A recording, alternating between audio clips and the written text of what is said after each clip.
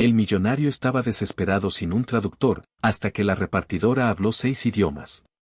Bienvenidos a tu canal Tamiro Fuentes, el contador de relatos.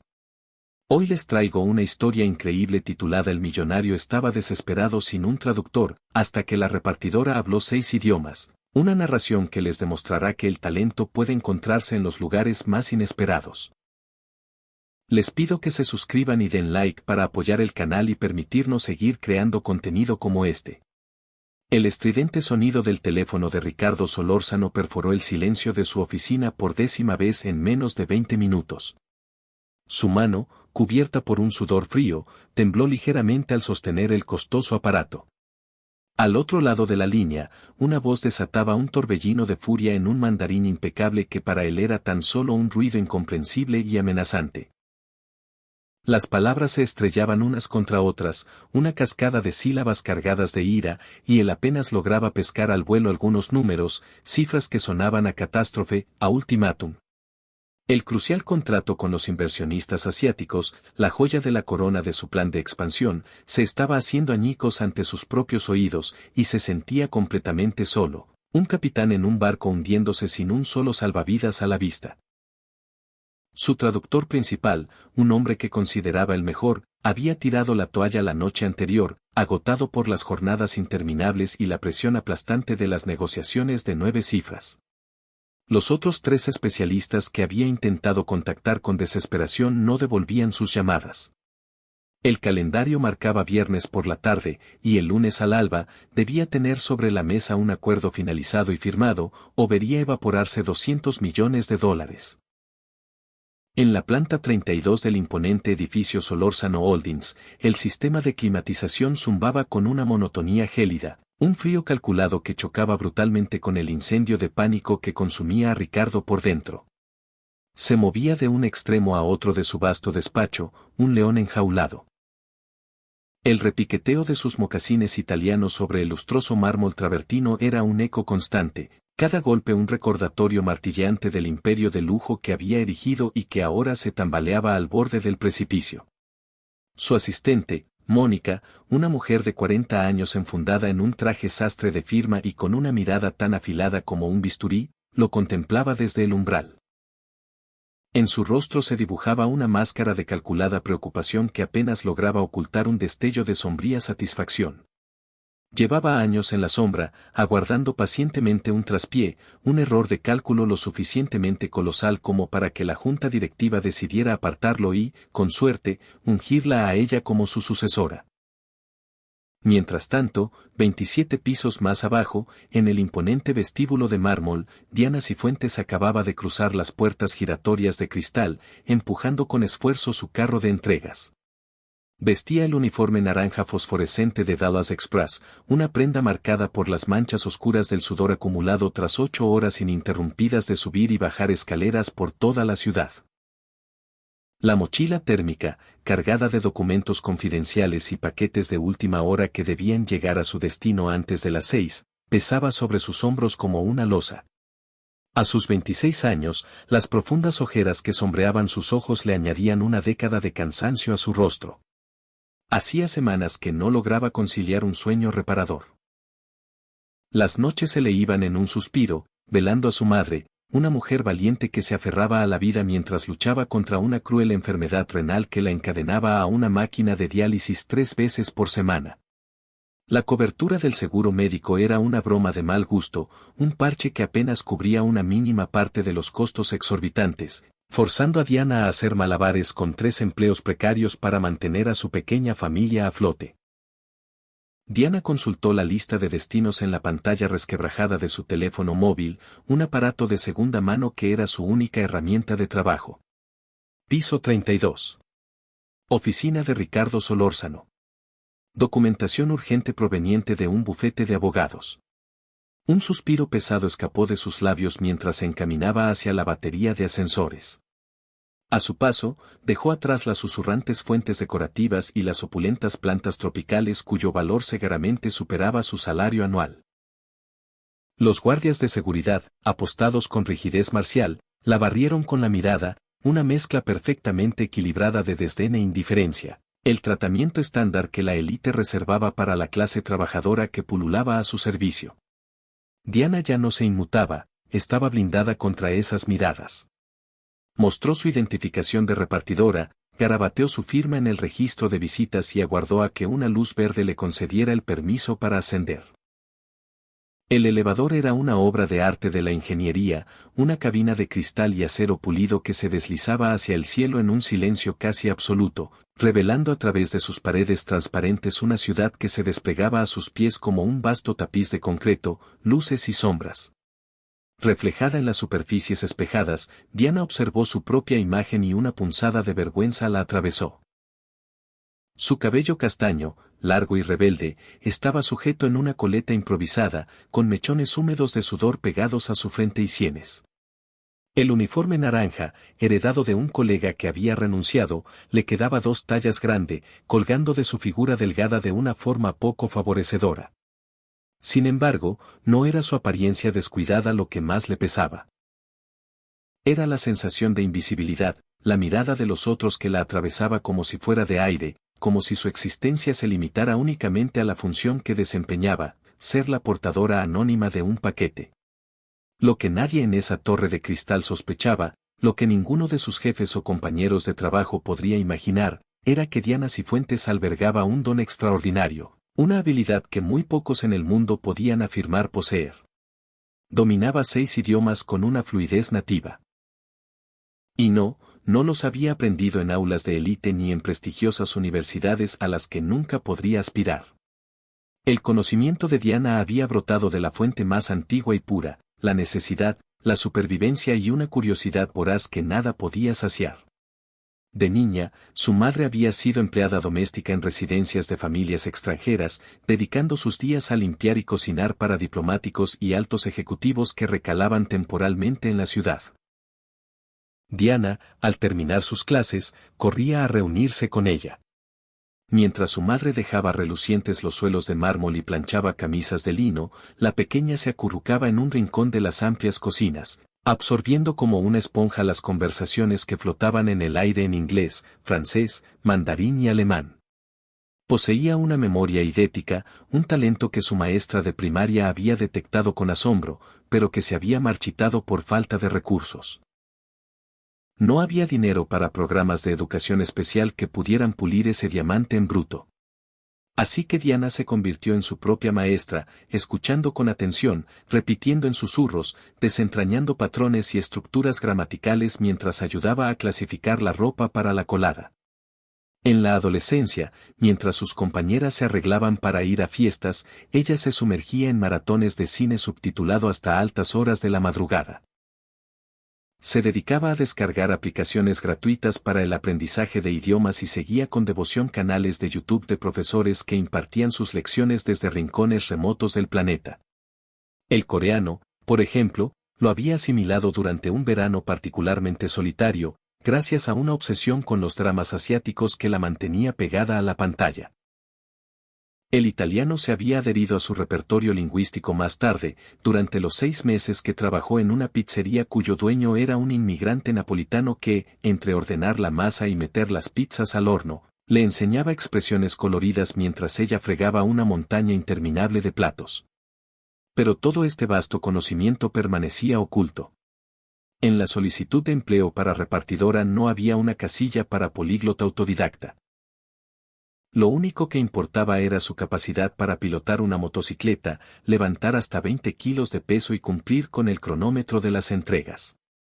El ascensor se detuvo en la planta 32 con un suave tintineo, un sonido demasiado delicado y elegante para la tormenta que se estaba gestando a pocos metros.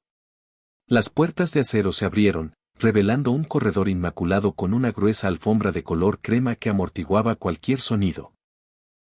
Las paredes eran de vidrio esmerilado y estaban adornadas con piezas de arte contemporáneo que Diana no comprendía, pero cuyo precio astronómico podía intuir.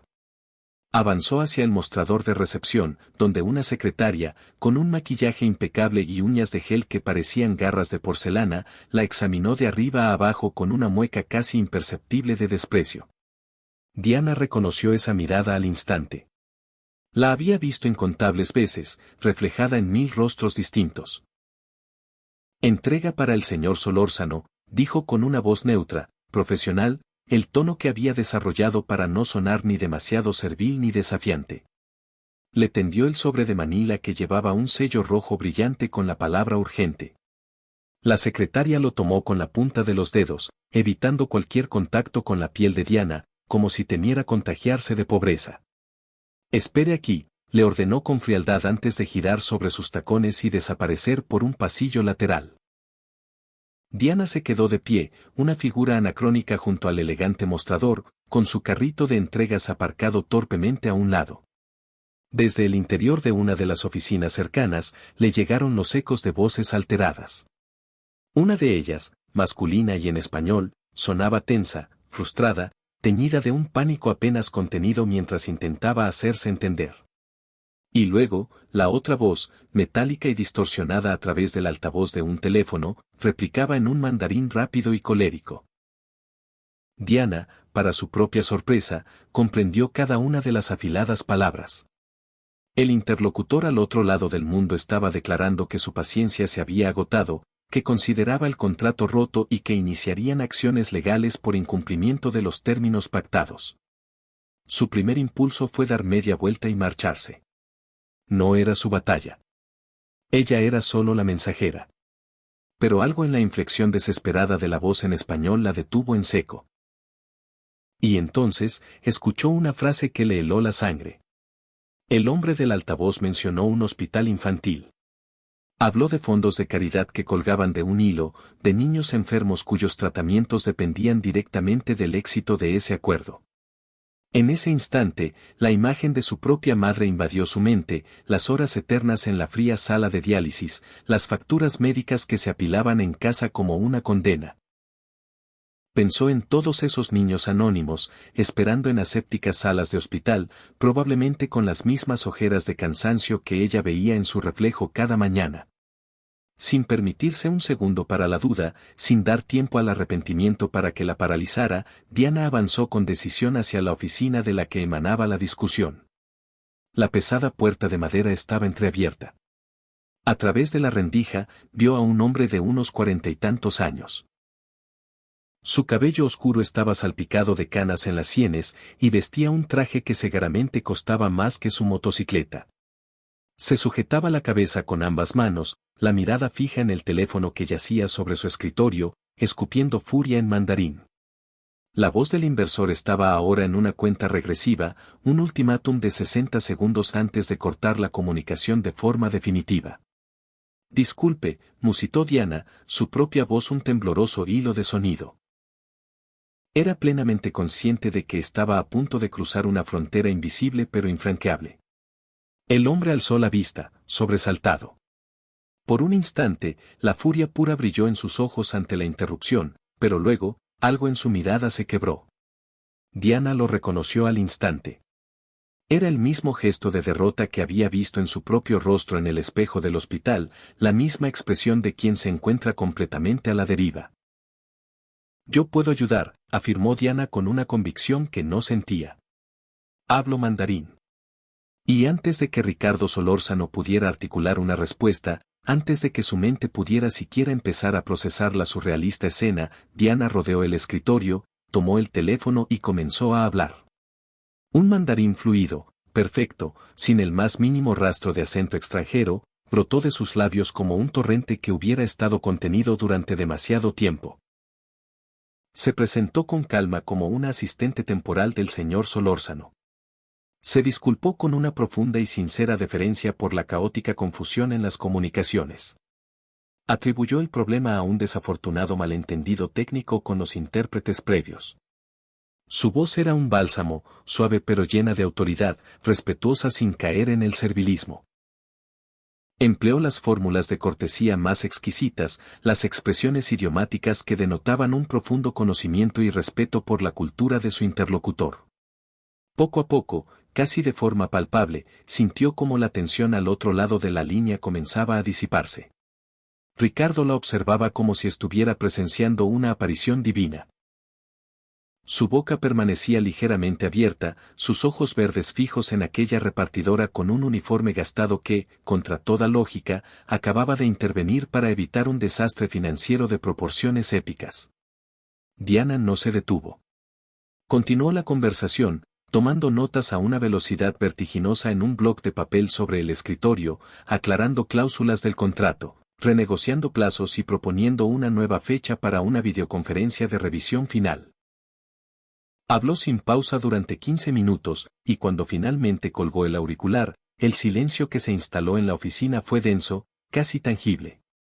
Ricardo inhaló profundamente, el jadeo de un hombre que ha sido rescatado del agua justo antes de ahogarse. ¿Quién es usted?, preguntó finalmente, su voz apenas un susurro. Y Diana, de repente brutalmente consciente de la audacia de su acto, de la jerarquía que había dinamitado, sintió un calor intenso subir por su cuello y colorear sus mejillas. Soy Diana Cifuentes. Solo venía a entregar unos documentos. Escuché que necesitaba ayuda y como hablo mandarín, pensé que...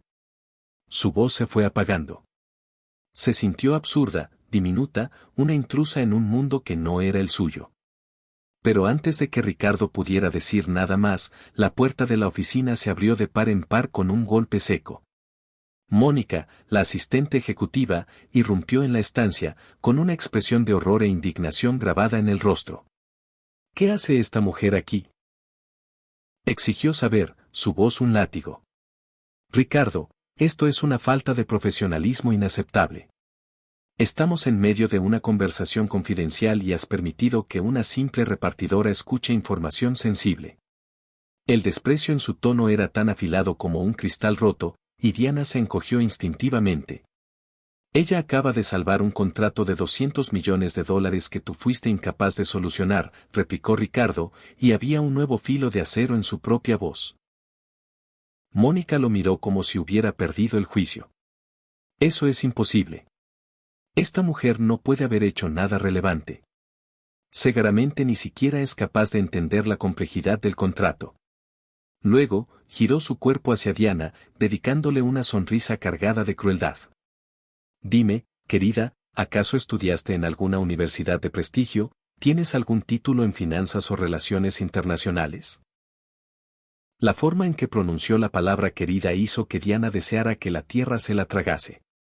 Era el tono condescendiente que se utiliza con un niño que ha cometido una travesura adorablemente estúpida. No, respondió Diana en voz baja, la mirada clavada en el suelo. No terminé la universidad. Pronunció las palabras como una confesión, y en ellas resonó el peso de cada sueño abandonado, de cada puerta que se le había cerrado en la cara. Mónica soltó una carcajada, un sonido agudo y artificial. Exactamente. Ricardo, esto es ridículo. No puedes depositar tu confianza en alguien sin las credenciales adecuadas para gestionar una negociación de este nivel. Llevo toda la tarde contactando con traductores profesionales de agencias reconocidas. Dame hasta mañana por la mañana y te aseguro que tendremos a alguien apropiado, alguien con las calificaciones que se requieren. El énfasis que puso en la palabra apropiado fue como una bofetada invisible. Pero Ricardo ya no la escuchaba. Su atención estaba fija en las notas que Diana había garabateado febrilmente en el blog.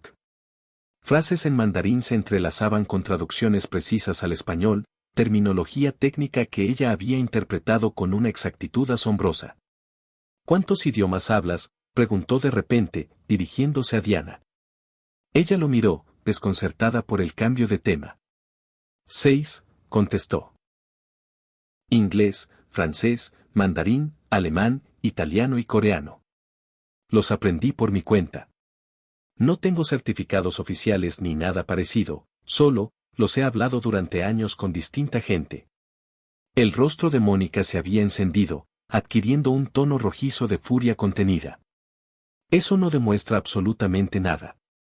Cualquiera puede afirmar que habla varios idiomas. Lo más probable es que solo conozca un puñado de frases hechas. Ricardo, si te fías de esta mujer y algo sale mal, la responsabilidad será enteramente tuya. La junta directiva no estará nada contenta cuando se enteren de que pusiste un contrato multimillonario en manos de una repartidora. Escupió la última palabra como si fuera un insulto, una enfermedad. Ricardo permaneció en silencio durante un largo instante que se le antojó a Diana una eternidad. Podía sentir su mirada sobre ella, evaluándola, sopesando las opciones, calculando los riesgos. Finalmente, tomó una decisión. Necesito que te quedes, dijo con firmeza. Los inversores quieren una videoconferencia mañana a las 9 de la mañana para repasar los términos finales. Necesito que estés presente como mi intérprete. Te pagaré como consultora externa, la tarifa estándar de la industria por un servicio de interpretación simultánea. Los ojos de Diana se abrieron de par en par. Sabía perfectamente cuánto podían llegar a cobrar los intérpretes profesionales por un trabajo de esa envergadura. La cifra era superior a lo que ella ganaba en un mes entero de entregas incesantes. No puedes estar hablando en serio, intervino Mónica, su voz un siseo. Ricardo, esto es un suicidio profesional. ¿Qué crees que va a pensar la junta cuando vean a una chica del delivery, sin ninguna educación formal, representando a la compañía en una negociación de calibre internacional?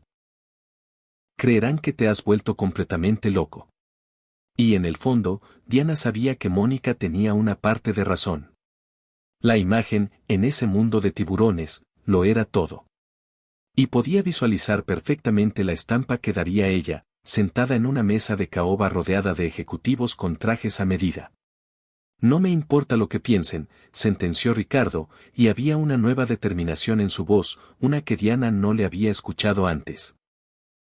Lo único que me importa ahora mismo es salvar este acuerdo, y ella es la única persona que ha demostrado ser capaz de comunicarse eficazmente con ellos en las últimas 24 horas. Mónica, prepara toda la documentación necesaria para contratar a la señorita Cifuentes como consultora temporal. Luego, se volvió hacia Diana. Necesito que estés aquí mañana a las 8:30 en punto para que podamos revisar los documentos antes de la llamada. ¿Puedes hacerlo? Diana asintió, aunque su mente era un caos, un torbellino de pensamientos y miedos. Tenía que llamar a su supervisor en Veloz Express para notificarle que no podría cubrir su turno del día siguiente. Tenía que encontrar la forma de reorganizar el horario de diálisis de su madre. Y sobre todo, tenía que buscar en su escaso armario algo que no fuera su uniforme naranja. Pero más allá de la logística, tenía que asimilar el hecho de que su vida había dado un giro de 180 grados en cuestión de minutos, y no tenía ni la más remota idea de si se dirigía hacia una oportunidad única o hacia un desastre absoluto. Esa noche, Diana apenas pegó ojo. Permaneció despierta en el minúsculo apartamento de un solo dormitorio que compartía con su madre, la mente enfrascada en repasar la poca información que tenía sobre contratos comerciales internacionales. No era gran cosa. Había leído algunos artículos en línea a lo largo de los años, retazos de información que su curiosidad innata la había llevado a buscar. Había escuchado fragmentos de conversaciones de negocios mientras trabajaba en las casas de aquellas familias adineradas, pero nunca, jamás, había estado involucrada directamente en una negociación de esa magnitud. La duda la corroía por dentro como un ácido. ¿Y si cometía un error garrafal? ¿Y si su traducción no era lo suficientemente precisa y provocaba un malentendido fatal? ¿Y si Mónica tenía razón y ella no era más que una impostora, una farsante sin las cualificaciones necesarias para estar en esa sala? Su madre, doña Elvira, la encontró en la pequeña mesa de la cocina a las 3 de la madrugada. Estaba rodeada de papeles que había impreso, llenos de terminología financiera que había buscado desesperadamente en Internet. «Hija mía, ¿qué haces despierta a estas horas?», preguntó la mujer con una voz debilitada por la enfermedad. Tenía 55 años, pero aparentaba 70, su cuerpo castigado por décadas de trabajo físico y una salud frágil. Diana le contó a trompicones lo que había sucedido, y para su asombro, una sonrisa cansada pero genuina se dibujó en el rostro de su madre. «Siempre supe que ese don que tienes para los idiomas te llevaría lejos. Desde que eras una niña, escuchabas y aprendías como nadie. No permitas que nadie te haga sentir inferior solo porque no tienes un papel que diga que eres inteligente. Tú sabes lo que vales, y eso es lo único que importa. Pero las palabras de su madre, aunque nacidas del amor más puro, no lograron apagar por completo el fuego de la ansiedad que le quemaba el estómago. A las 6 de la mañana, Diana se metió en la ducha y se vistió con la única ropa que poseía, una blusa blanca de una tela sencilla que había encontrado en una tienda de segunda mano y un pantalón de vestir negro que le quedaba un poco holgado en la cintura. No poseía cosméticos, más allá de un lápiz labial de una marca barata cuyo color era demasiado brillante, y en sus pies llevaba los mismos zapatos deportivos de siempre, porque unos tacones eran un lujo que su presupuesto no podía contemplar. Se observó en el fragmento de espejo que colgaba en la pared del baño, notando las grietas que atravesaban su propio reflejo, y dejó escapar un largo suspiro. Tendría que ser suficiente. Cuando llegó al imponente edificio de Solórzano Holdings a las 8:15 de la mañana, sentía las palmas de las manos húmedas y el corazón le martilleaba el pecho con una fuerza tal que estaba convencida de que todos a su alrededor podían escucharlo. En esta ocasión, mientras cruzaba el vasto vestíbulo de mármol, notó que los guardias de seguridad la miraban de una forma distinta. Alguien, evidentemente, les había notificado de su llegada. Le entregaron una credencial de visitante especial sin rastro de la mirada despectiva del día anterior. El ascensor la transportó una vez más hasta el piso 32, pero ahora la recepcionista la recibió con una sonrisa ensayada y profesional que no lograba calentar la frialdad de sus ojos. El señor Solórzano la está esperando en la sala de conferencias B, le informó con tono monocorde.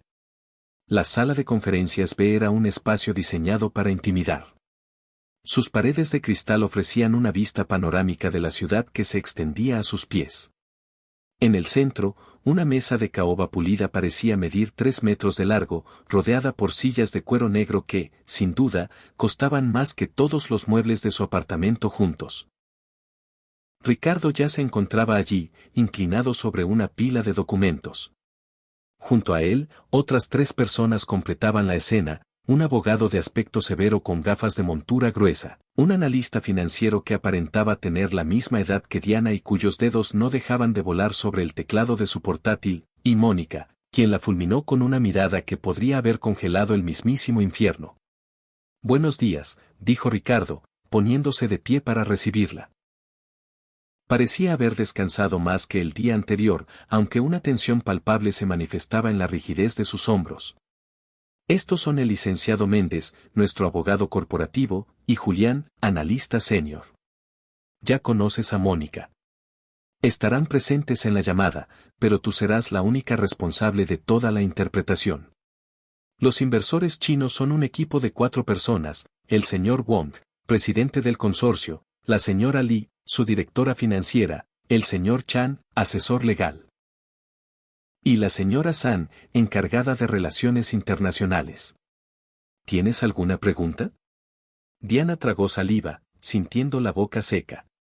Necesito revisar los términos del contrato para familiarizarme con el vocabulario técnico específico. Quiero garantizar una traducción precisa y evitar cualquier malentendido por el uso de términos incorrectos.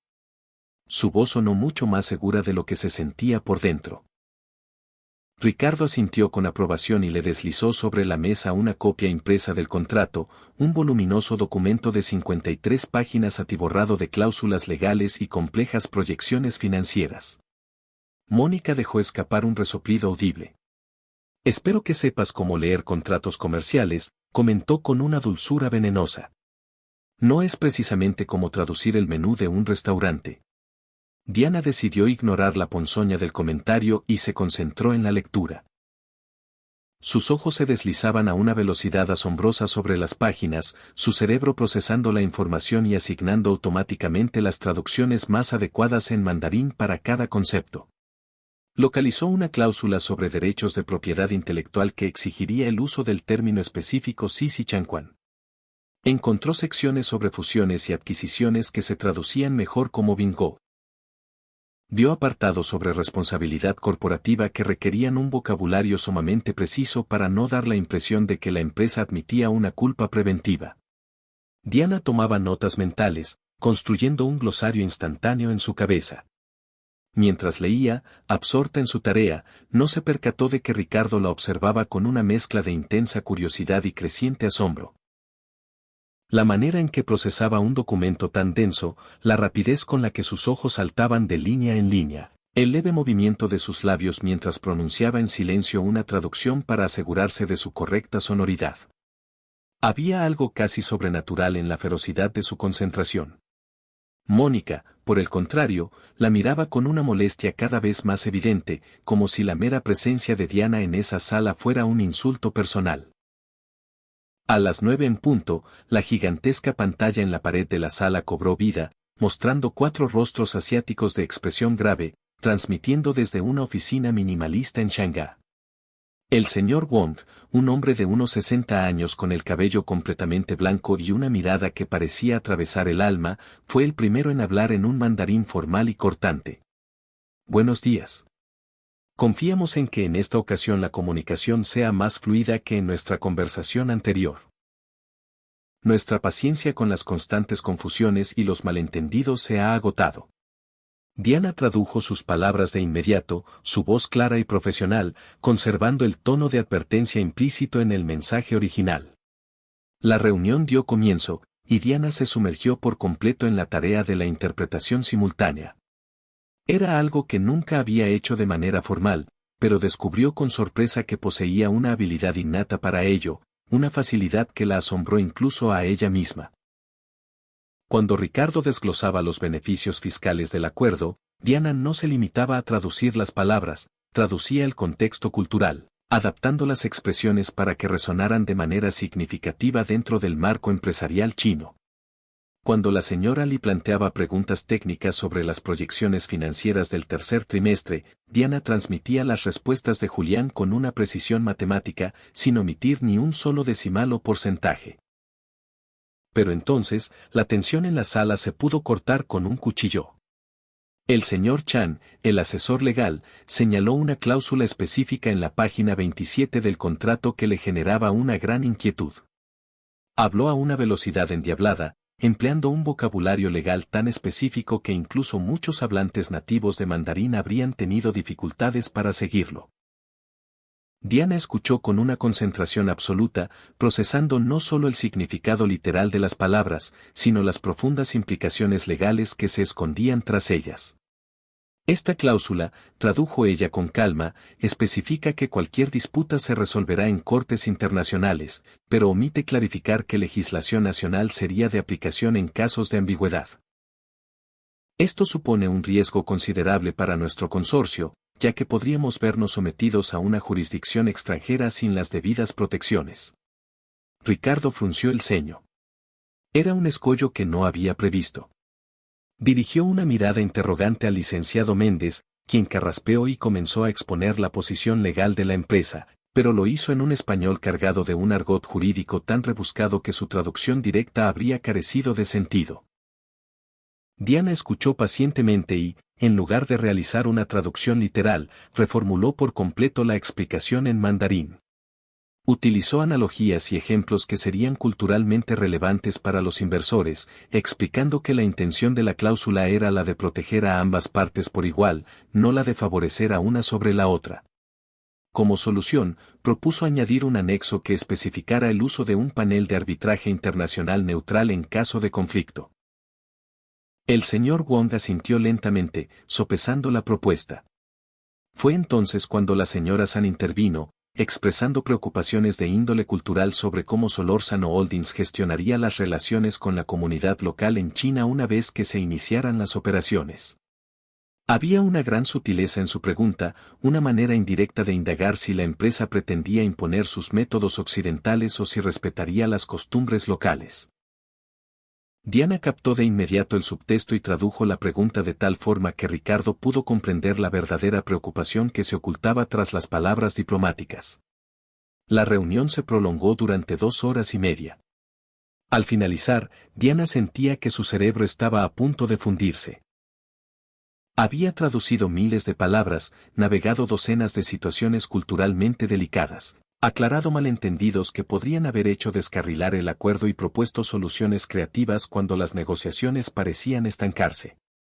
Y cuando, finalmente, el señor Wong anunció que estaban satisfechos con las aclaraciones y que procederían a la firma del contrato, Diana sintió una oleada de alivio tan intensa que temió que sus piernas no pudieran sostenerla.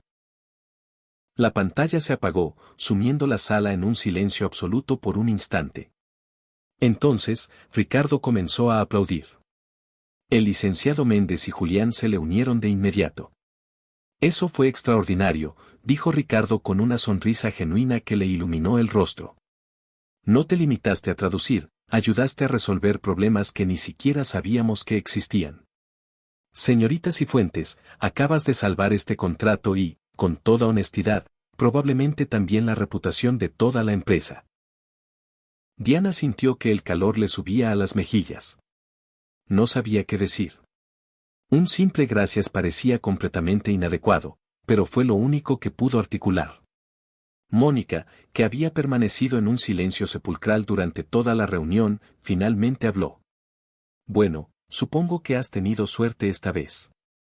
Pero, Ricardo, sigo pensando que debemos contratar a intérpretes profesionales con las credenciales apropiadas para futuras negociaciones. No podemos depender de... Su voz se apagó, pero el desdén en ella era inconfundible. Ricardo la miró con una expresión que Diana no supo descifrar, una mezcla de irritación y algo más profundo. Mónica, necesito hablar contigo en mi oficina. Ahora. Y sin más, salió de la sala, dejando a Diana a solas con los otros dos hombres. El abogado le dio una palmada amistosa en el hombro. Hiciste un trabajo increíble. En serio, he trabajado con intérpretes de las mejores agencias del mundo, y ninguno habría manejado esa situación con tanta destreza. ¿De dónde diablos ha salido? La pregunta era retórica, pero Diana respondió de todos modos. De las calles. De la necesidad de sobrevivir. De escuchar y aprender porque no quedaba otra opción. Y en esas palabras había una verdad tan cruda que Julián, el joven analista que probablemente había crecido rodeado de privilegios y oportunidades que ella nunca tuvo, se quedó en silencio, procesando el inmenso peso de su confesión. Diana pasó el resto del día en el edificio. Ricardo le pidió que se quedara para revisar otros documentos relacionados con contratos internacionales pendientes. Había uno con inversores franceses que requería una revisión urgente, otro con una firma alemana interesada en una sociedad estratégica y un tercero con un grupo italiano centrado en tecnologías verdes. Le asignaron un pequeño cubículo temporal, y allí trabajó, traduciendo y tomando notas, con el cerebro funcionando a toda máquina. Pero no estaba sola. Podía sentir las miradas. Los empleados del piso 32 pasaban disimuladamente junto a su cubículo, observándola con una curiosidad indiscreta, susurrando entre ellos. ¿Quién era esa chica? ¿De dónde había salido? ¿Por qué Ricardo la había contratado de la nada? Los rumores se propagaban como un incendio forestal. A media tarde, Mónica pasó junto a su cubículo y se detuvo en seco. Diana levantó la vista y la expresión en el rostro de la mujer le provocó un escalofrío. No era solo antipatía. Era algo más oscuro, más calculado. Disfruta de esto mientras dure, dijo Mónica en voz baja, lo suficientemente suave como para que nadie más la oyera. Porque no va a durar. Ricardo está siendo impulsivo ahora, agradecido porque le ha sacado las castañas del fuego. Pero tarde o temprano se dará cuenta de que contratar a alguien como tú fue un error. Alguien sin educación, sin conexiones, sin clase.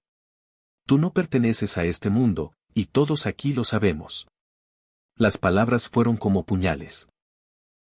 Diana sintió que algo se rompía en su interior, no porque fueran mentiras, sino porque hacían eco de sus miedos más profundos.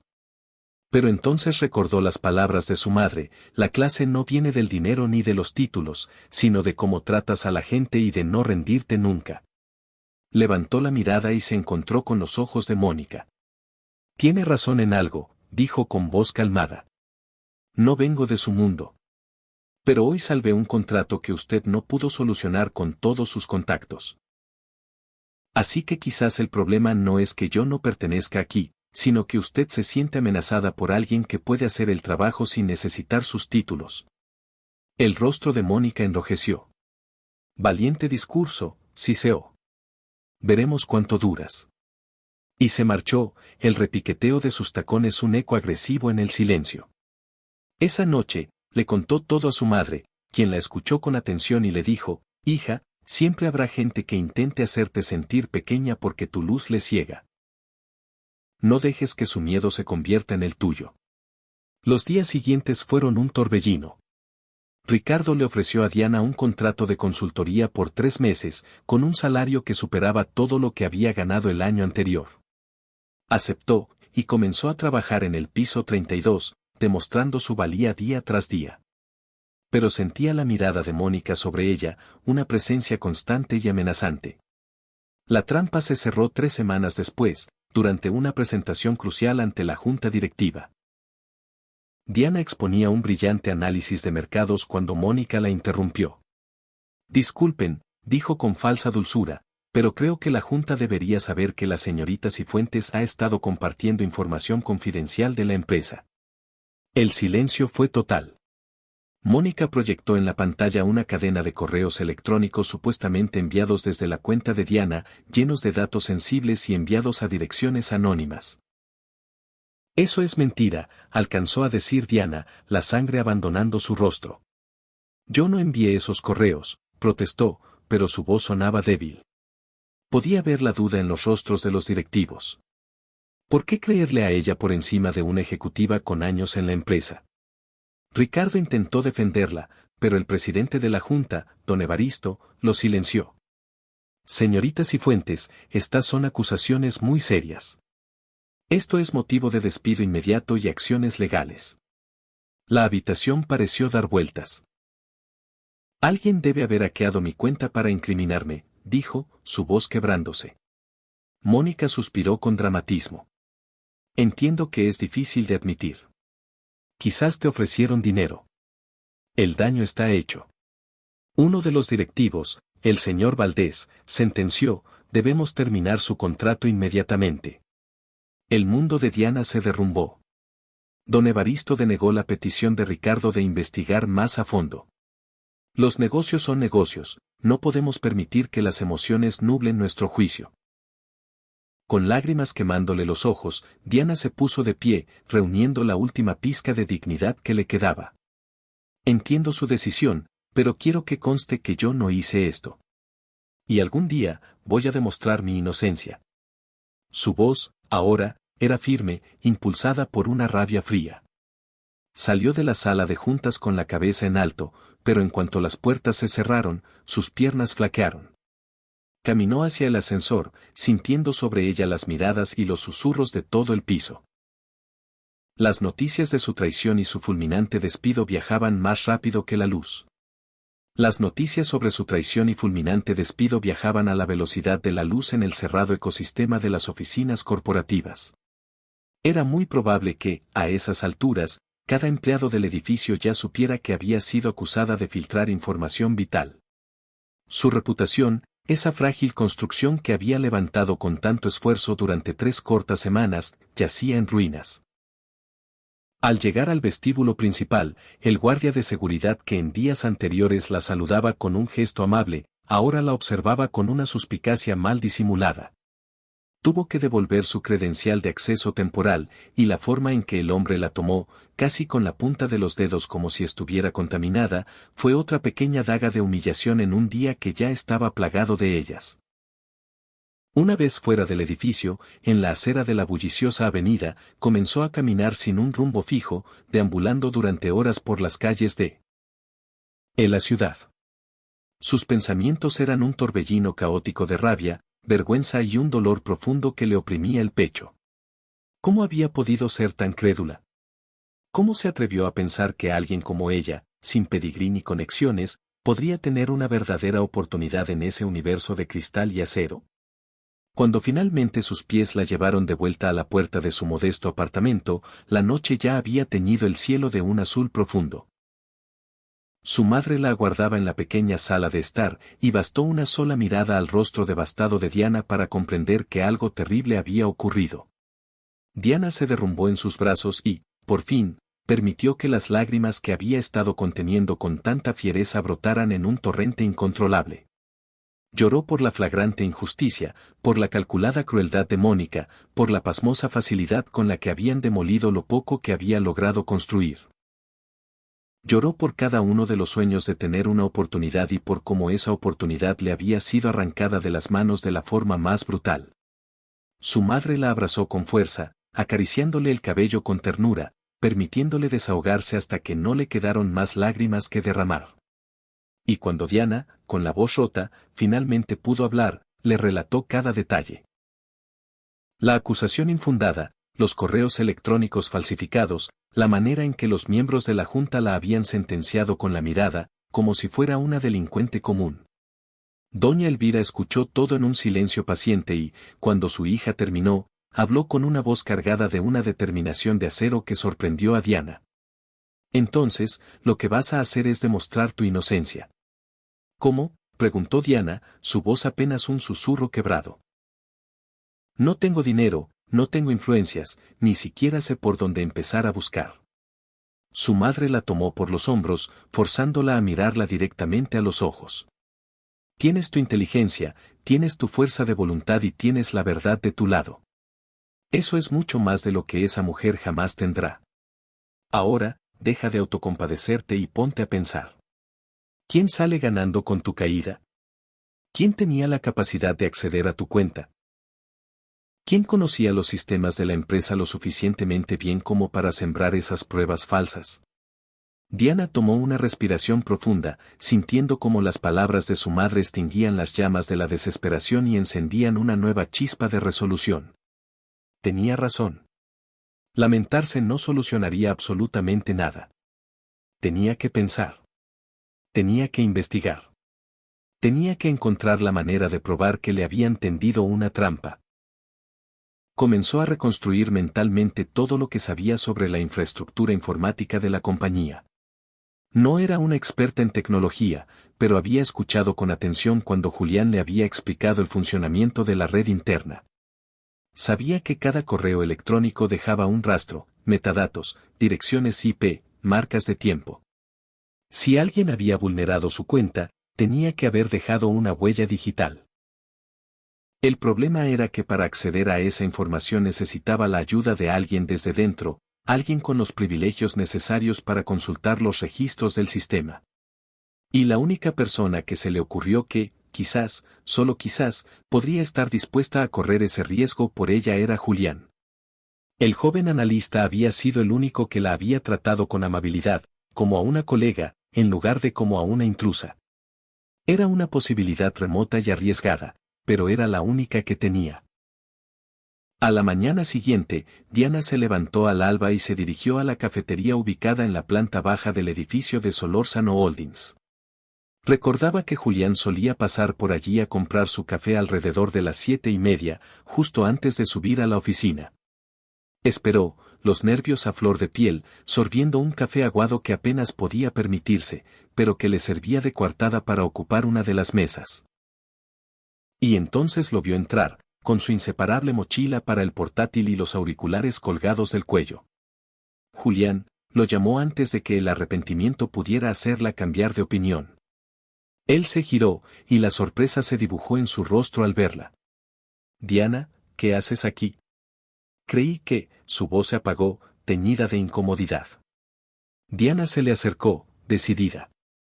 Necesito tu ayuda. Sé que es muy probable que pienses que soy culpable, pero te juro que no lo soy. Alguien manipuló mi cuenta para incriminarme y necesito acceder a los registros del sistema para demostrarlo. Por favor, eres la única persona que podría ayudarme.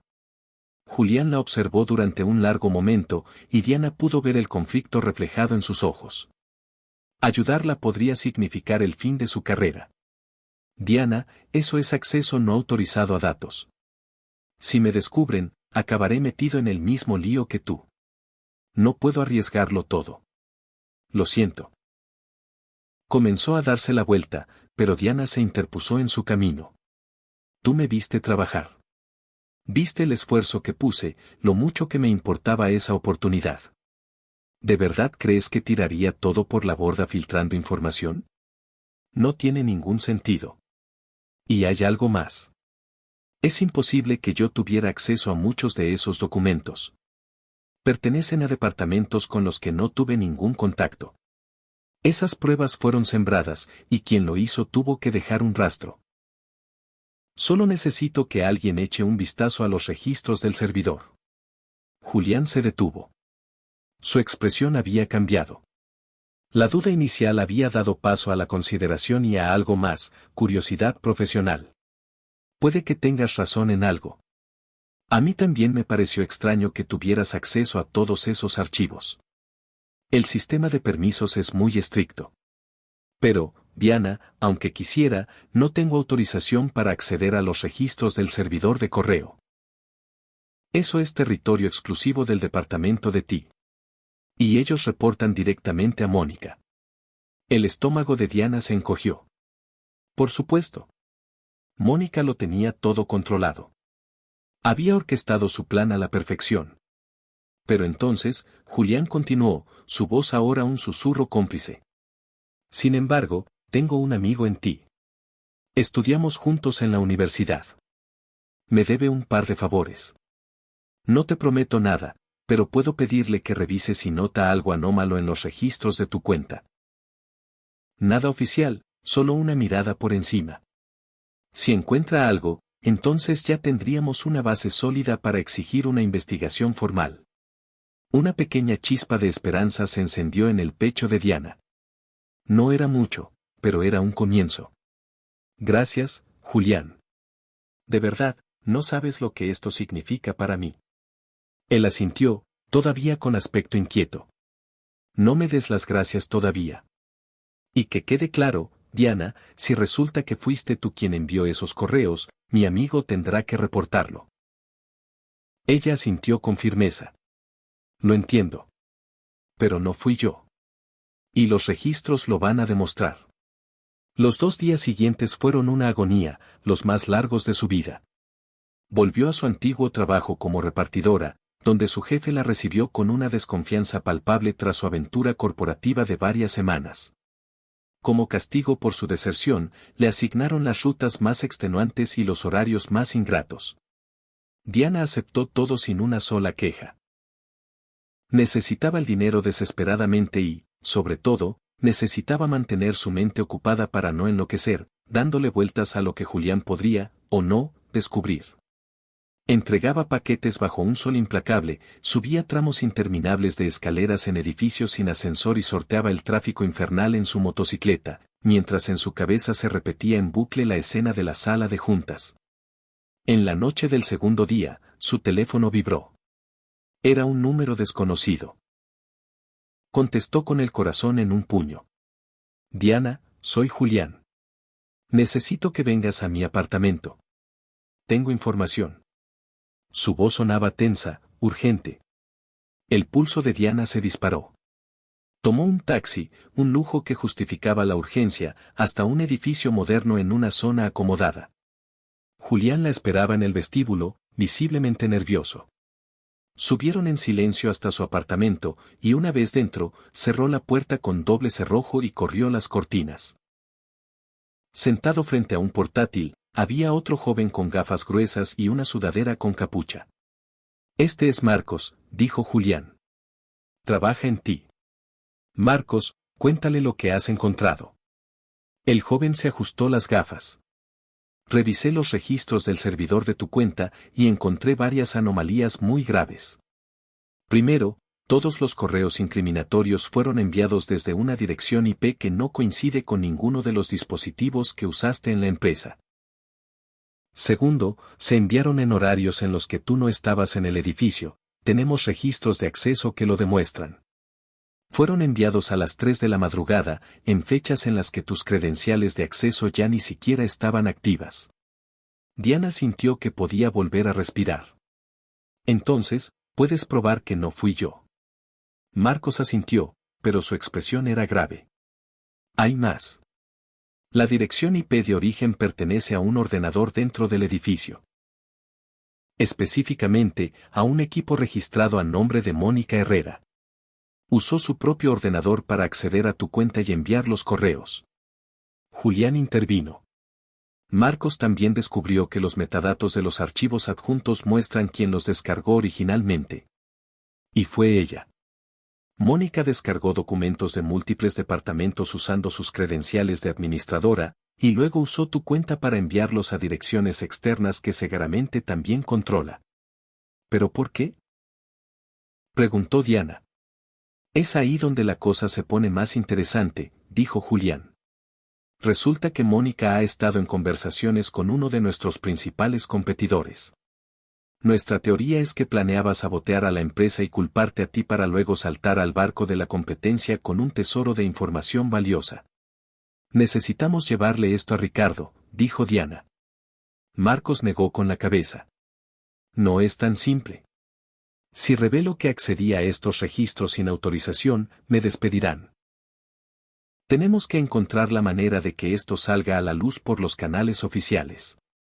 ¿Y si solicito formalmente una investigación interna?, propuso Julián. Tienen que dártela. Y una vez que empiecen a buscar, encontrarán lo mismo que Marcos. Podría funcionar, dijo Marcos, pero Mónica tiene mucha influencia. Podría bloquearla. A menos que vayamos directamente a la junta directiva, dijo Diana, su mente trabajando a toda velocidad. Don Evaristo, el presidente.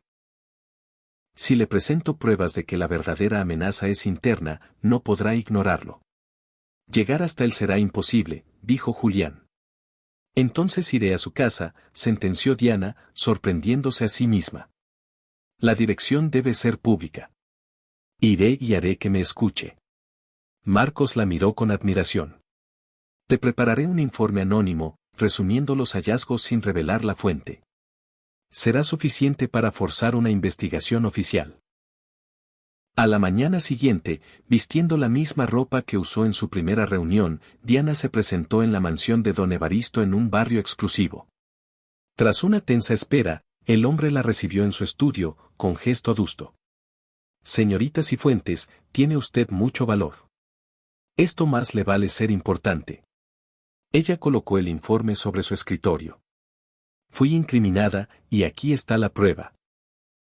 Don Evaristo leyó el documento en silencio, su expresión pasando del escepticismo a la más profunda preocupación. ¿Cómo sé que no ha fabricado esto para salvarse?, preguntó él. Porque puede verificarlo usted mismo, respondió Diana. Ordene una auditoría forense externa. Los registros no mienten. Si me equivoco, aceptaré las consecuencias.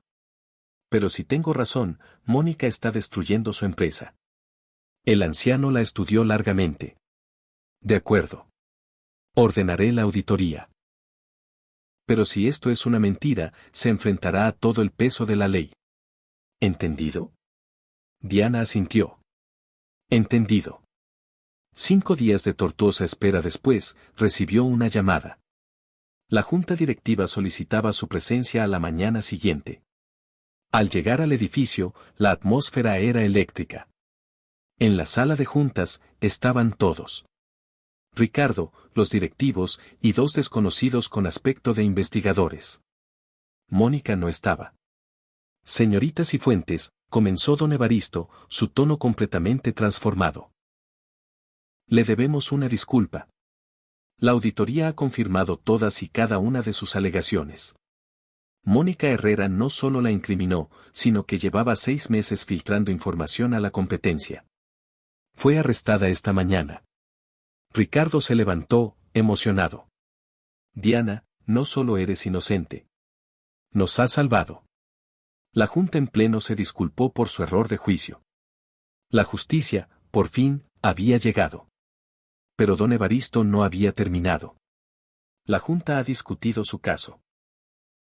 Y queremos ofrecerle el puesto de directora de Relaciones Internacionales. El antiguo puesto de Mónica, pero con un alcance mucho mayor. Diana se quedó sin aliento. Pero, no tengo un título universitario. Señorita Cifuentes, respondió el anciano con una sonrisa, usted ha demostrado integridad, coraje y una capacidad para resolver problemas que ningún título puede enseñar. Además, la empresa financiará su educación si así lo desea. Acepto, dijo Diana, su voz clara y fuerte. Pero con una condición. Quiero que la empresa cree un programa de becas para dar oportunidades a gente talentosa de entornos desfavorecidos. Como yo.